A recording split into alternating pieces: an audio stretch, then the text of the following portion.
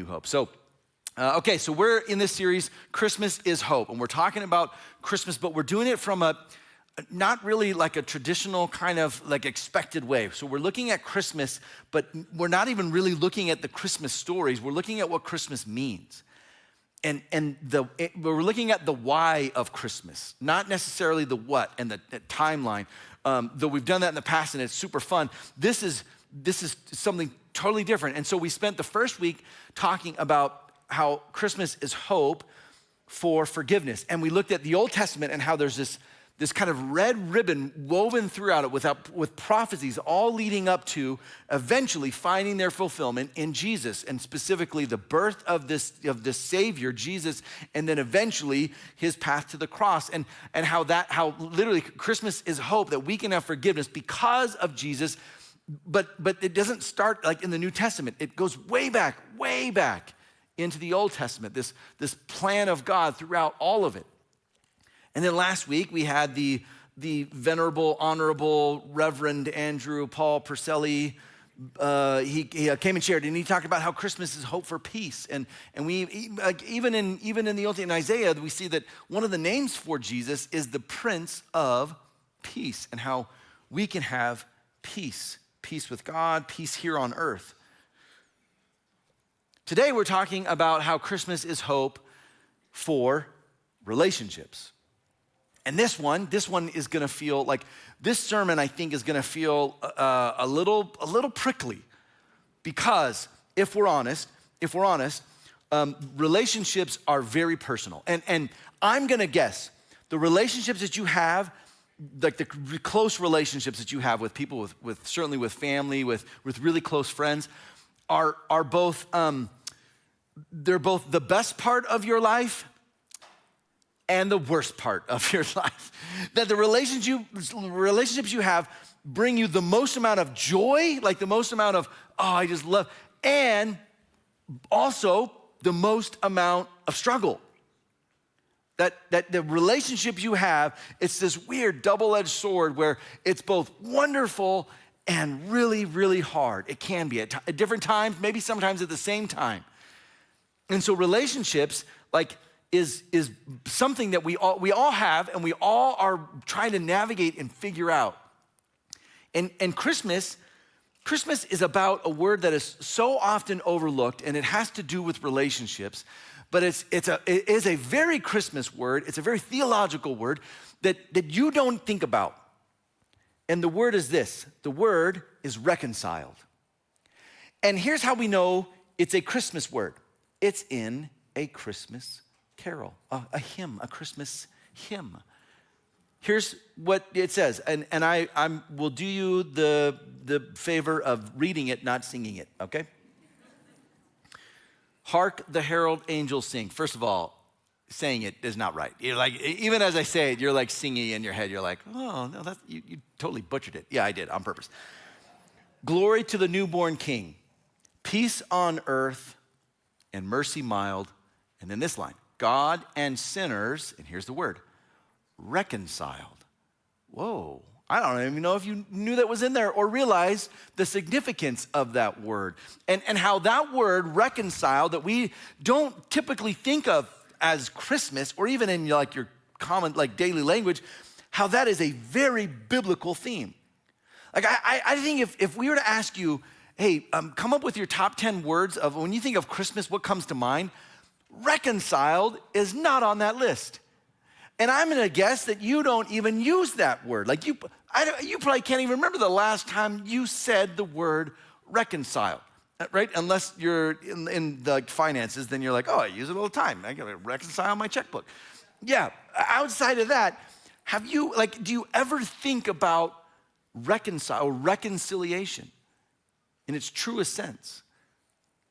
Christmas is about so many things, and it's about family and joy and presents and gifts and love and meals and Jesus and like all these things. But Christmas really is the beginning of this rescue mission that the Bible calls reconciliation. Christmas is about reconciliation. So this morning, we're gonna talk about this word, this often overlooked word, reconciliation, and what it means and what it means for us. And I'm gonna say this next thing, that it's gonna, like, you're gonna know that this is true, you're gonna know that that's right, but you're not gonna like it. You're not gonna like what it means either. Like, I'm gonna say this, and I'm gonna spend the rest of the morning working hard to show you why this is true, but you're gonna be like, oh, okay, I know that to be true, and yeah, that's right, or I know that to be true, but I don't know if I like that. Here it is, ready? This is the point of this morning. Being reconciled is far better than being right. Ooh. Some of you might have just nudged someone. You're like, hey, see? yeah. And you go, okay, yeah, that's probably true. Okay, but the implications of that, I don't know if I like. I don't know if I like that. Paul talks about reconciliation, and this, just to show you, this word like is all over the place. When we answer this question, why was Jesus born? To reconcile, here it is. Ready? In Romans chapter 5, Paul says this, for if while we were God's enemies, we were reconciled to him through the death of his son, how much more, having been reconciled, he says it again, shall we be saved through his life? And not only this, but we also boast in God through the Lord, through our Lord Jesus Christ, through whom we have now received reconciliation.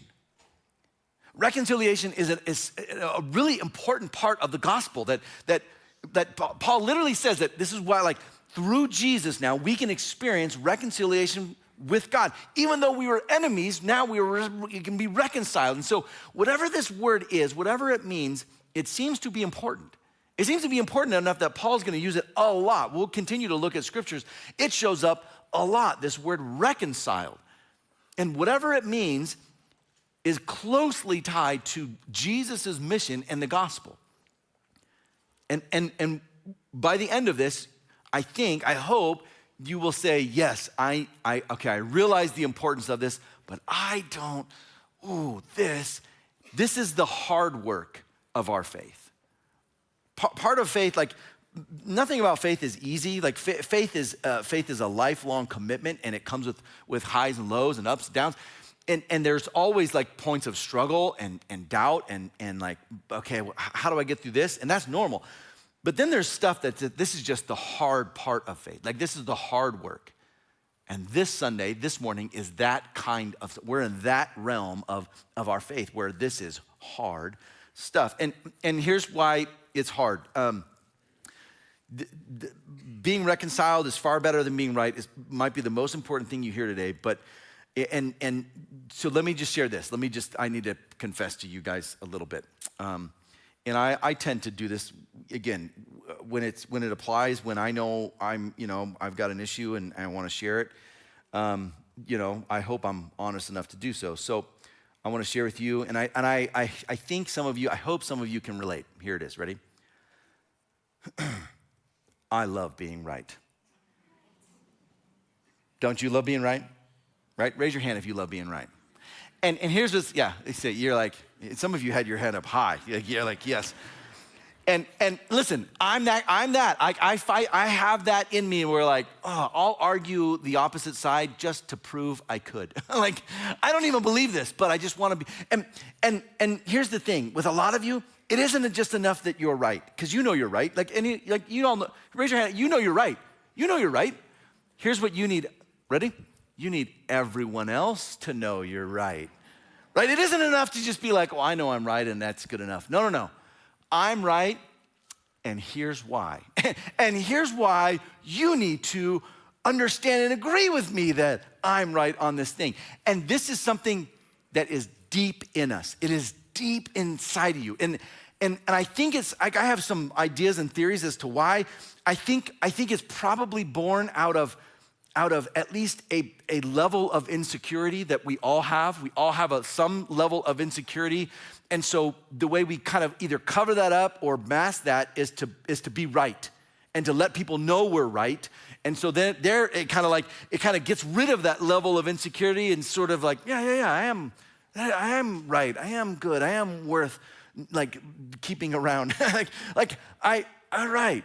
And so some of it is probably a mask. Some of it is certainly born out of a selfishness and this desire maybe to prop ourselves up, which I think also comes out of some insecurity. But this idea of always being right is everywhere. And it's from like when you're little, because you see it in your kids, that they want to be right about whatever it is. And even for the sake of being right. Like in our family, if you know the struggles and the conflicts and arguments and issues is probably the same as yours. Like if you come to my house, you know what you'll find? A real family who has real issues and real drama and real struggles and real conflict, just like yours. And most of it, in fact, let's do this. Quick little exercise in your brain, okay? I want you to think of the last 5 arguments or conflicts in your home, okay? You got them all? All right, they're probably all last night. Okay, you got all 5, okay.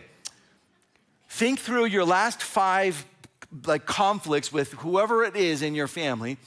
I'm gonna guess most of them were over the issue of who was right, of being right. I was right and you weren't. No. I was right and you weren't. Hold on. And it becomes a fight. And it's something that, like, again, from when you were kids and we just have this desire to be right, and then we become an adult and it's still there, this desire to be right and to make sure that people know we're right.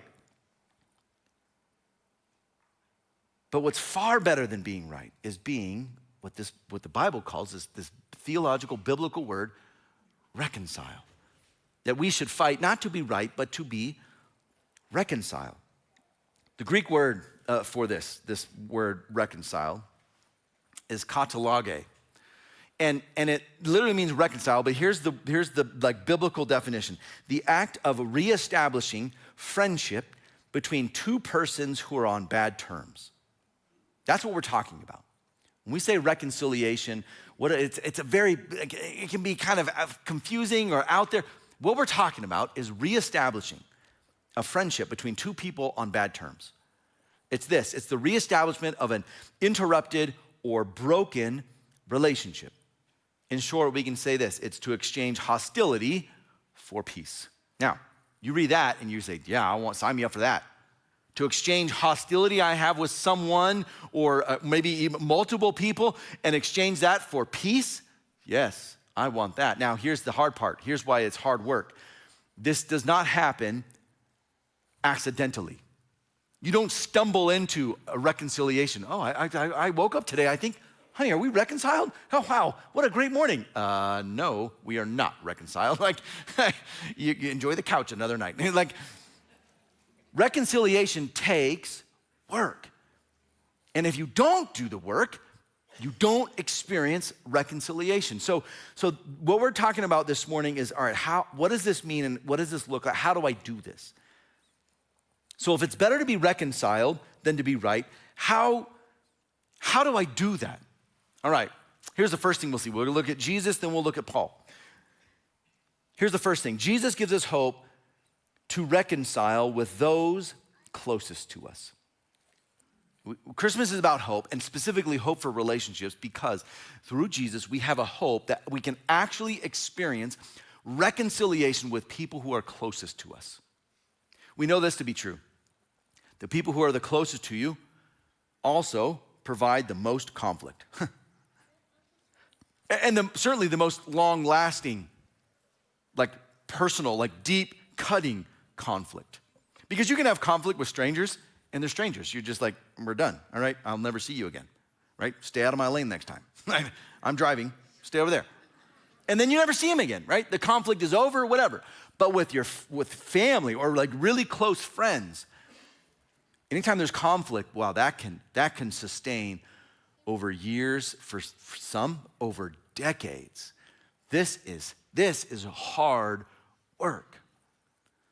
So when we talk about how to like reconcile, Jesus provides an answer, and he gives us hope, because the closer you are to someone, the more conflict shows up. So Jesus is going to say something And he's gonna say something so practical on this. So many times when you hear a sermon or you can get to a point where you go, okay, that all sounds great, but what do I do? All right, this sermon's not gonna be that. This is gonna be, all right, I know what to do and I don't like it. Jesus says something so practical for us that we avoid it. It isn't because we don't know what to do, it's because I don't want to do that. Jesus, that is hard work. Like that is vulnerable, like that is risky. This is really risky. Here's what he says. In Matthew chapter 5, it's called the Sermon on the Mount, and we looked at this a few weeks ago when we went through the 10 Commandments, when we looked specifically at thou shalt not murder, and Jesus, he uses the commandment and then he reiterates. That's this passage, but then we're gonna look at the verses right after that. So here's what he says. You have heard it was said to people long ago, you shall not murder, and anyone who murders will be subject to judgment. But I tell you that anyone who is angry with a brother or sister will be subject to judgment. Again, anyone who says to a brother or sister, Raka, you idiot, essentially, is answerable to the court. And anyone who says, you fool, will be in danger of the fire of hell. Now that is like, okay, Jesus, that feels like much. And a number of weeks ago, we looked at this. So I'm not gonna re-preach that sermon. You can go back online and watch that. But then these next few verses we didn't look at, and here's what it says, okay? This is the stuff that's so practical and yet so foreign to us. Verse 23, therefore, because of that, if you are offering your gift at the altar, if you're coming and offering at the temple, this is first century worship. So if you're gonna come and offer your gift at the altar, and remember that your brother or sister has something against you, look at what he says. Leave your gift there in the front of the altar. Leave it. Don't finish it. Don't finish your worship. First, go and be reconciled to them. Then come and offer your gift. All right. Jesus, you don't really mean that though, right? Like you don't really mean stop worshiping, go reconcile with them, and then come back. That's just hyperbole, right? Now, I don't know about you. You probably haven't seen this done ever, really, where someone withholds worship because they have something wrong with another brother or sister, another person. I've only seen this once in my life, and it really shook me up because I didn't know what I was looking at. There's a guy, his name's Jerry, and he's an older gentleman, and he's been in church and following Jesus and in ministry for literally decades, 50 plus years, and he was a mentor of mine, still is, a guy that I love and will talk to every once in a while, and I remember I was a Christian. I became a Christian later in life, so I didn't grow up in church, so it was all new to me, but I'd been a Christian for a little while, and I remember it was Communion Sunday. And I'm sitting down in the row with Jerry. He's a few people down, and it's Communion Sunday, and this was certainly pre-COVID. So we passed the bread, we passed the juice, and everyone put their hands on all the food that you're about to drink and eat, and everyone touched it, and then you took yours, and we didn't even think about it. We didn't even think about that. It's like, it was normal. It's how you build your immune system, was through communion, And so it was back when we did that, right? I mean, this is, decades ago. And I remember it's communion time, and they're passing it, and everyone takes it, and I love communion. It's a great time. And he gets it, and he doesn't take it, and he passes it. And I've seen him take communion. I've taken communion with him before. He gets the bread, passes it. Gets the cup, passes it. And doesn't take it. And I'm like, dude, you forget how this works? You got to take one. I mean, I didn't say this to him because it's communion, it's worship time, and I'm like, okay, I'm just watching this going, what? So I took mine, of course. Probably should have took two, double up for him. But I took mine and, went about and we did communion and finished the day, and it was great. And then I remember it, but it stuck with me, like, why would he do it? Like, that doesn't make sense. And it wasn't because it was nonchalant. Like, he was praying and clearly, like, during worship and just really reflective and in the moment. And this was intentional. This was an intentional act. This wasn't I forgot to grab it. So I remember I talked to them the next week, and I said, hey, man, this is super weird, I know, but I saw you didn't take communion. What happened? Like, what was that? Why would you not take, I can't in my mind like fathom a reason why you wouldn't take communion. And he said, I realized that I have an issue with someone that I created, and I have to make it right. I'm like, what? And he goes, Jesus said that if you're in worship and you realize you have something wrong with your brother or sister, to go make that right and then come back to worship. And so he's like, this is what he said, and I'm going. He said, so I felt like I would be dishonoring communion if I didn't do what Jesus told me to do. I'm like, you seriously believe this stuff? Like you believe this enough to do this. You take Jesus' words seriously enough to say, I'm actually going to do what he says? You're a crazy Christian. You're a crazy Christian to actually do this. And I remember my mind and even my faith being, wow, like how many times have I just taken communion just because and not seriously thought about this very thing of pursuing reconciliation, being reconciled with someone that I know maybe I wronged in the pursuit of coming with my full heart of worship. And he's doing this, and I'm, whoa. This is so practical, yet we don't want to think, we don't want to do this. That seems like too much. Here's what we see. Jesus wants us to move from retaliation to reconciliation. Certainly from getting even to getting right with someone. The goal is not to get even. It's never to get even, but rather to be in right relationship. And Jesus says somehow he elevates this even to like higher than your participation in worship. If you bring in a gift, leave it there. Don't even finish. Go make it right and then come back and finish your worship. Whoa. The reconciliation seems to be important then to Jesus. Now, this is different than forgiveness. So many times you can think like, oh, this just means I gotta forgive someone. No, this is different. Forgiveness has a part to play in this like idea of reconciliation. Forgiveness is one way though. Forgiveness is a one-way street. Think of forgiveness as something that you offer, whether they accept it or not, whether they asked for it or not. And ready for this? Whether they're alive or not. You can forgive someone regardless of how they receive or respond to it. In fact, you should offer forgiveness regardless of how they respond or receive it. But reconciliation is different. Reconciliation takes both people. Because if you're gonna restore a relationship or a friendship between two people who have a broken relationship, it takes both of them to say, let's make this work. Now, it doesn't mean that it's 50-50. Most times it's probably not. It might be 90-20, 90% of the work from the person who offended and 10% of the other person to respond, but it takes both people. Forgiveness is the first step in reconciliation. And in fact, you can't have reconciliation without forgiveness, without a level of, I forgive you, okay, let's make this right.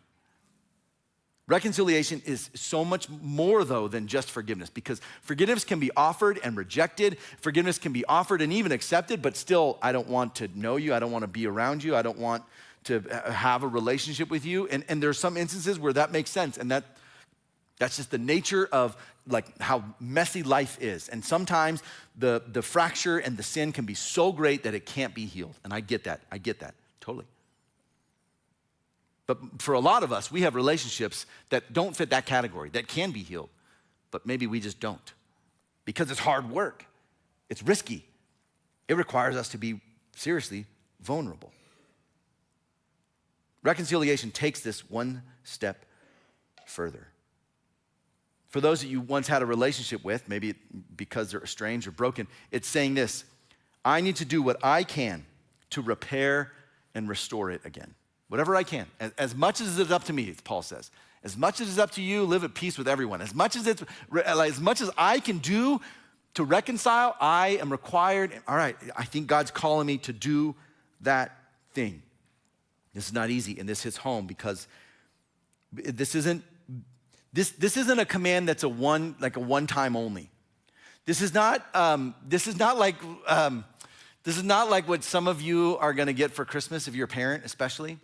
This is not the coupon book that you get from your kids that, I will wash your car one time, Dad, redeemable anytime, this year. Or like, I will, Mom, this is a coupon I will do the dishes one time this year. Okay, I'll scratch that. I will do a dish one time, in the next 7 days, and after that it's null and void. It's like, this isn't reconciliation isn't hey, I'm offering this one time, and if you decline it, it's off the table. This is not a negotiation that you're trying to make a business deal with.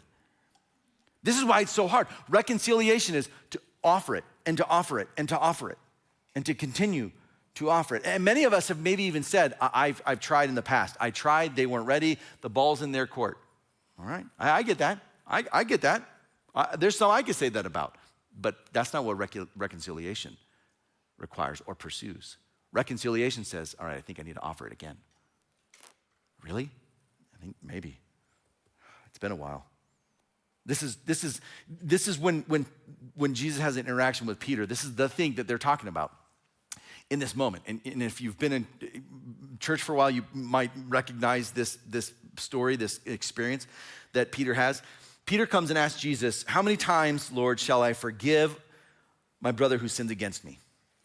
And he gives a possible answer, and it's a good one. And it's a good one. It's one that you would say, that's pretty good. How many times should I forgive someone who has sinned against me? And he says, is it 7 times? Up to 7 times? Now, this is, again, in our minds, like we hear the stories, maybe you've read through that and you just know that. You already know the rest of the story. Hold on, slow down. Okay, let's just think about what he said.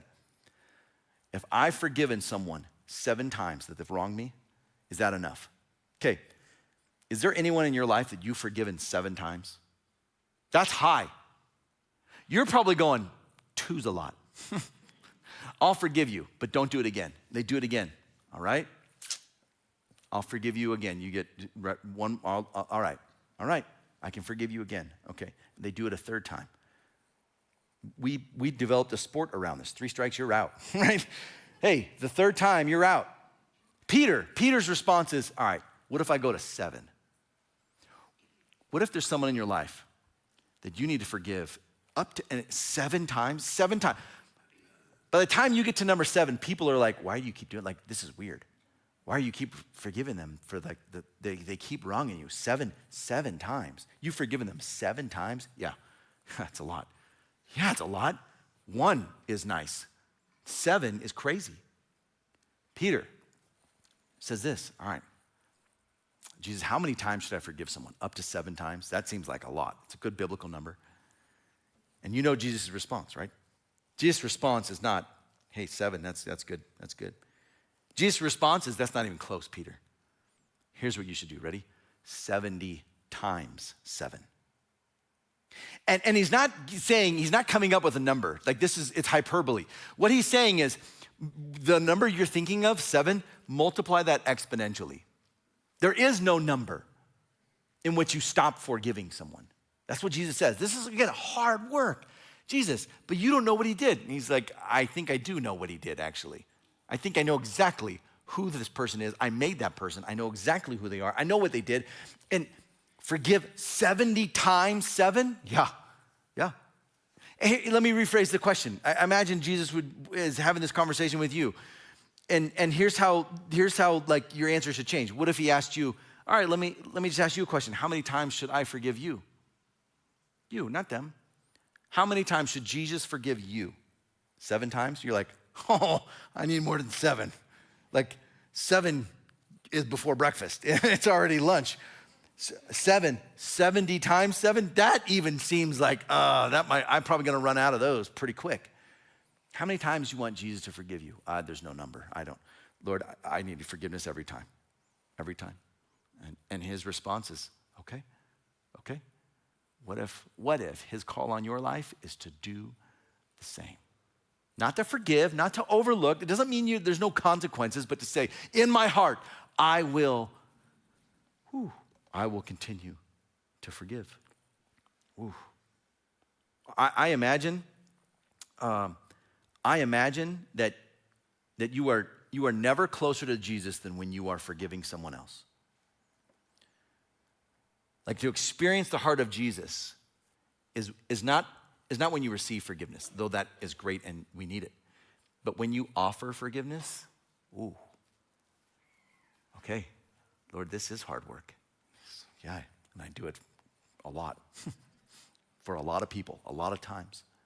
And when you are actively forgiving someone who, by definition, doesn't deserve it, ooh, you are now really close to experience, like really close to the heart of God himself. Ooh. So it starts with forgiveness, but then reconciliation is the next step and say, now, what do we do to make this right? We could say this, that forgiveness is the key to the lock that opens or unlocks the door to reconciliation.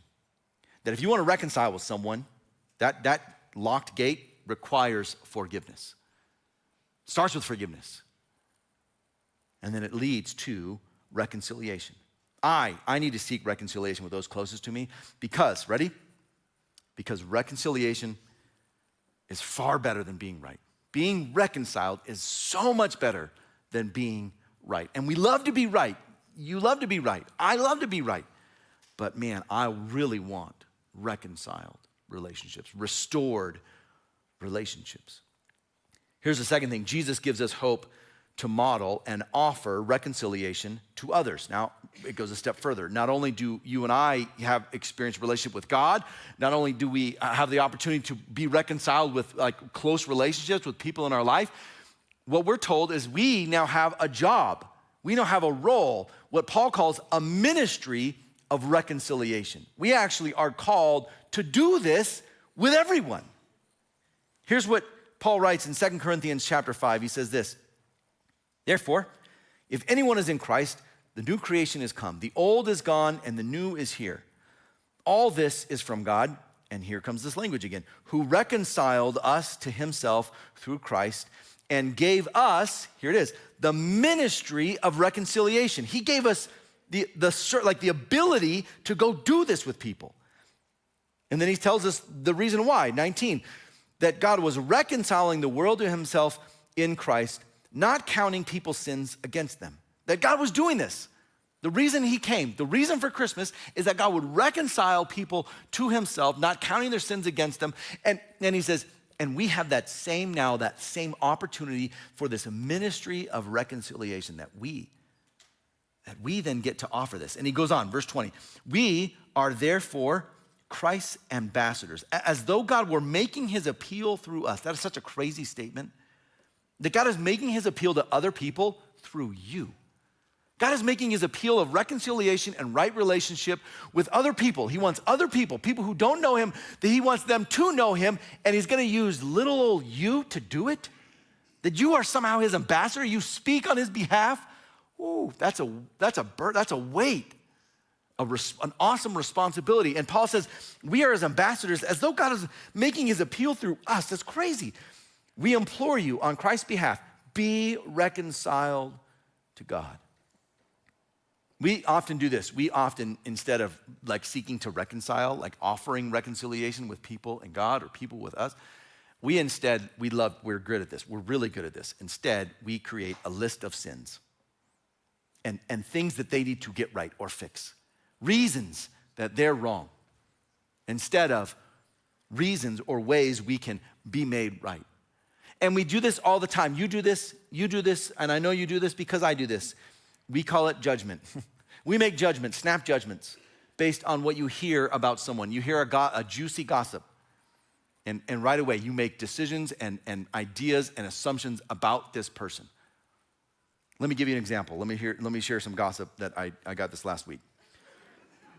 So, do you guys hear what happened with Bill? Bill's a faithful guy here. Did you guys hear what he did to his wife? Did you hear what he did to his wife? Neither did I, because I just made that up. But you're already judging Bill, that dirty dog. How could he? How could he do that to his wife? You don't know. There's nothing about this. But we do this. We instantly go, oh, he did something to his wife? How could he? Like, no, he doesn't even exist. I mean, Bill exists. Bill, if you're here, I'm sorry. And to your wife, he did nothing wrong.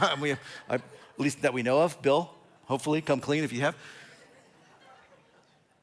We do this all the time. We do this when we see people. I admit, so I shared this last service, not even in the notes, it's just, this is free of service, here we go.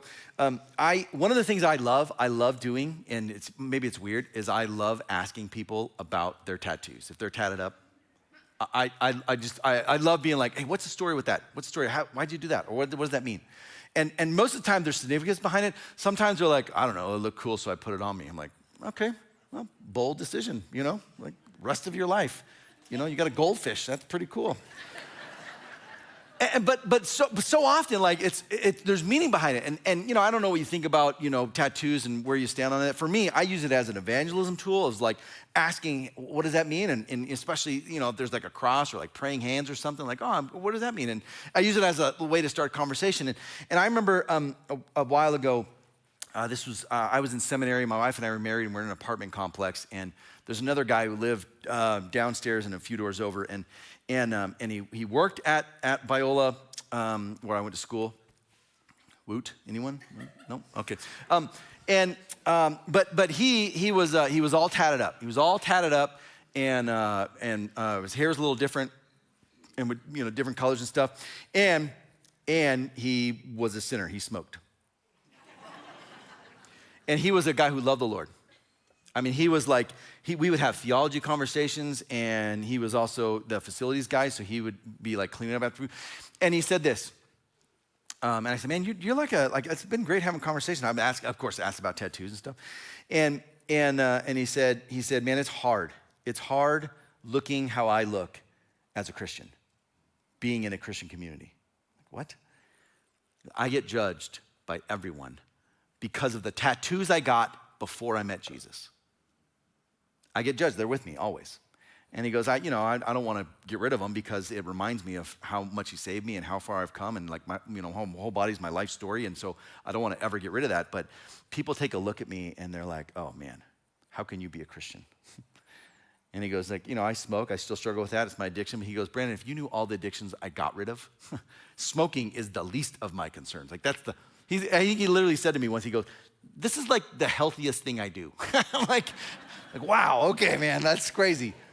Like I've changed so much now, but people see a tatted up guy, the way I look, and he's got gauges in his ears, and he smokes, and he goes, I instantly get judged. How could you go to church? And he goes, man, it's crazy. And this is that. Instead of trying to pursue reconciliation, what we do is we look at someone, we hear about something, and we make all kinds of judgments and assessments about that person. Ooh, man. Instead, we have a ministry, we're called to a ministry of reconciliation, of modeling and offering reconciliation, not judgment, not reasons why you need to change this about you or else. No. Because being reconciled is far better than being right. I've had to learn this as a guy who loves being right and wants to be right, to say, hey, I don't have to be right. I would prefer, I want to instead have right relationship. But that is work. So how do I do this? How do I begin reconciliation? Some practical advice here before we wrap up. How do I do this? Number one, first, if you haven't done this yet, you have to start by being reconciled to God. Like Paul says, we are ambassadors. And he says, all right, we're making this appeal, and here's his conclusion. You be reconciled to God. But before we talk about like making things right with other people, you got to make it right with the relationship. So be reconciled to God. The fact that Jesus came and died for you to reconcile you, to make it right with him. Here's the next thing, okay? So you're reconciled to God, and many of us are like, yeah, great, I'm there, all right. But you still have maybe broken relationships, severed relationships, maybe just struggling, okay? Number one, initiate honest conversations. Take it upon yourself to start the conversation, because the other person probably isn't going to.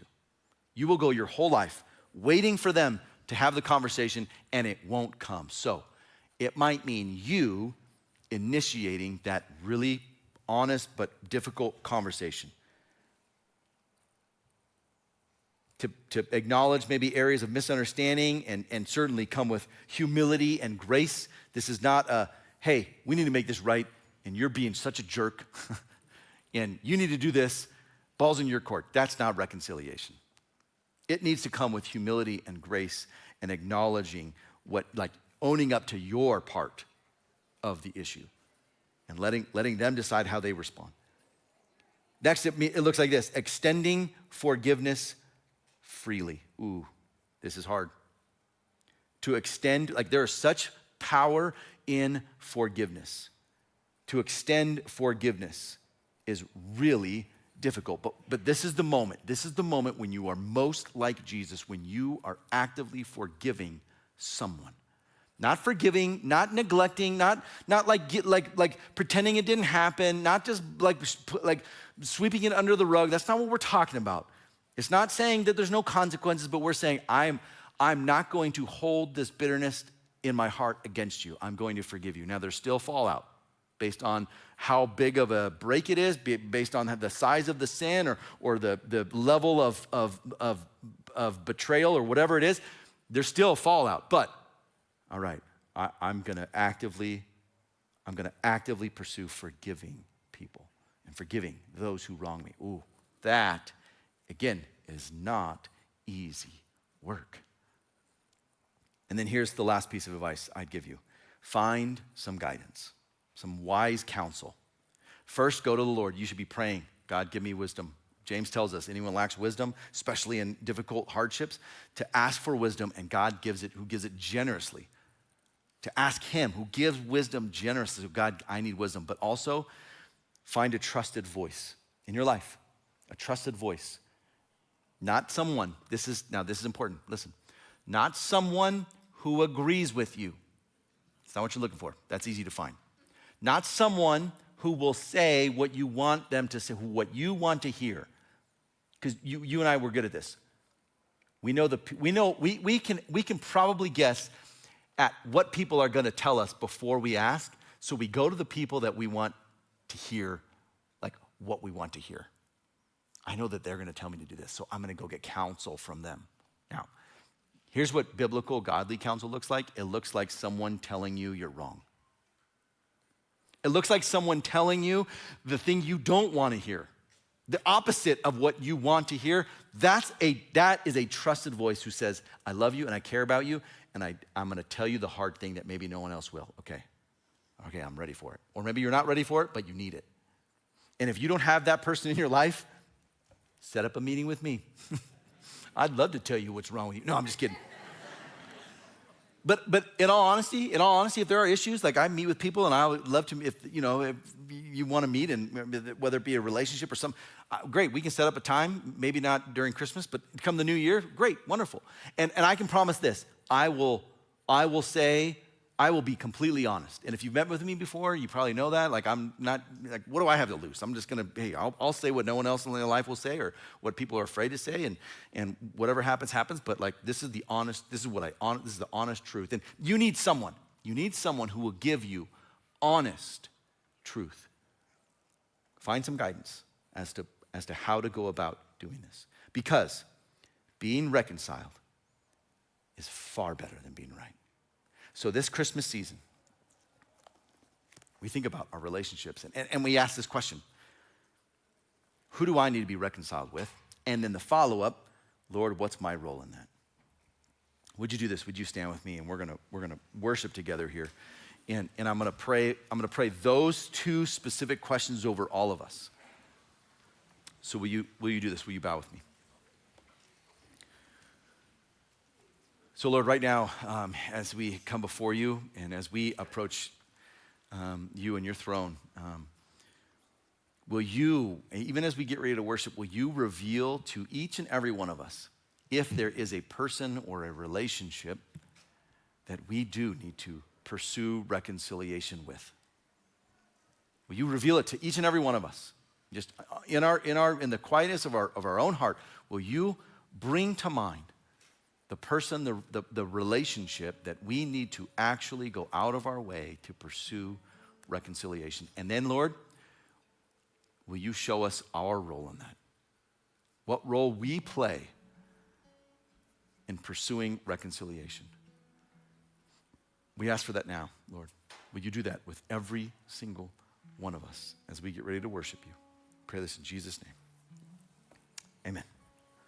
If you need prayer,